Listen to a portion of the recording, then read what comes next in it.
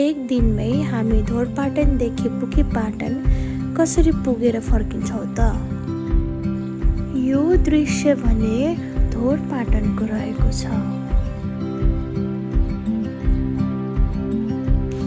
यति बेला बिहानको 8 बजिसकेको थियो। खाजा खाएर लगभग 11 बजेबाट हाम्रो यात्रा सुरु हुन्छ। होटलको दाइले भने अनुसार हामी बुकेपाटन 4 घण्टामा पुग्ने रहेछौँ।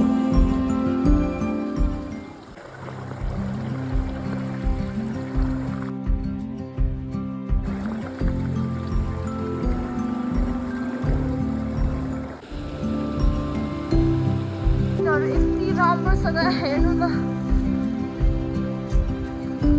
खोला बगिरहेछ। यस्तो राम्रो ब्युटी अफ नेपाल।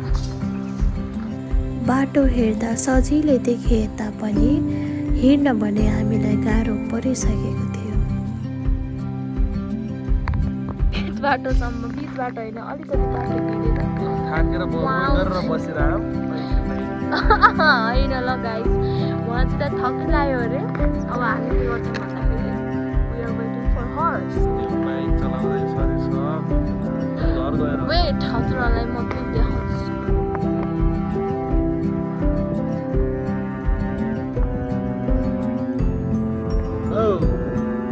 समयको कमी र थकानले गर्दा होला हामीले घोडा चढेर माथि पुग्ने निर्णय गर्यौँ।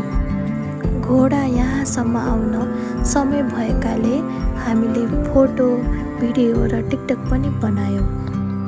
यति बेला भने 12 बजिसकेको थियो। हामी घोडा चढेर माथितर्फ लाग्दैछौँ।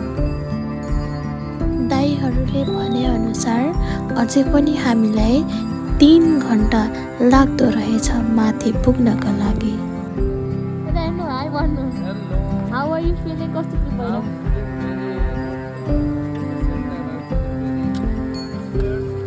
Scared. दौडेरले घाँस खाँदैछ। म चढेको घोडाको नाम भने दौडे रहेछ र कान्छा चढ्नु भएको घोडाको नाम भने दादा रहेछ। यति बेला भने हामी सबैले विश्राम लिएका थियौँ। बोल्नु ल, बोलाउनु।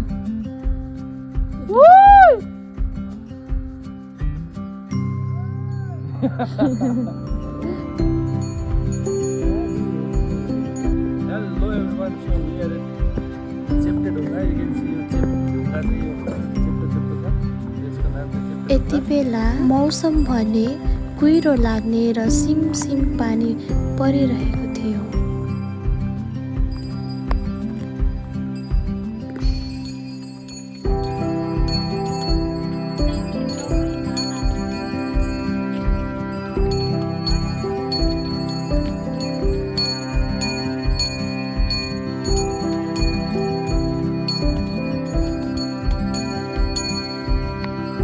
बुकेपाटन पुग्नका लागि अझै हामीलाई 20-25 मिनेट लाग्दथ्यो। यसरी हामी होटलमा पुगिसकेका थियौँ।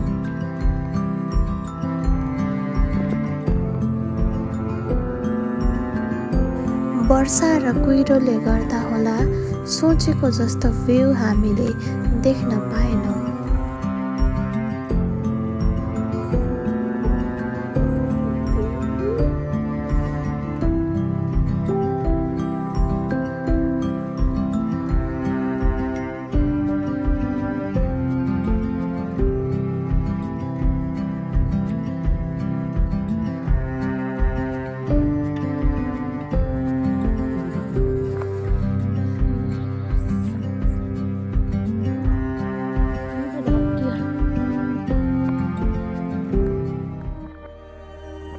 यहाँ माथि भने कुनै पनि टावर टिप्दो रहेनछ।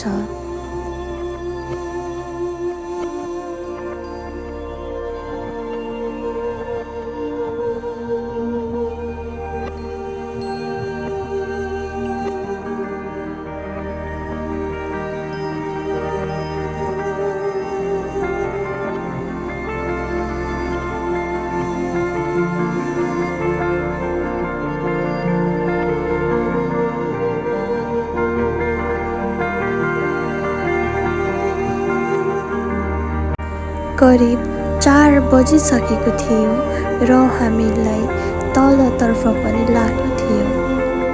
त्यसैले हामी मात्र 1 घन्टा बस्न पायौँ, जसमा खाना, नास्ता र केही फोटो भिडियो लिएपछि हामी तलतर्फ लाग्यौँ।